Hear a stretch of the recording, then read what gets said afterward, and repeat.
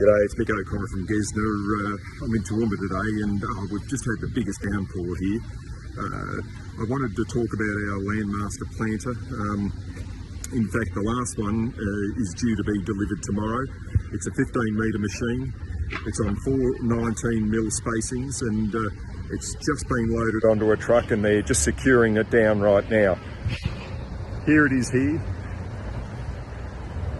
This is the 15 metre machine. Our Landmaster comes in a 9, 12, 18, 24 and 36 metre planter. The 15 is less common, but we built this to our customers' requirements. You can see the Tyne units there, the press wheel.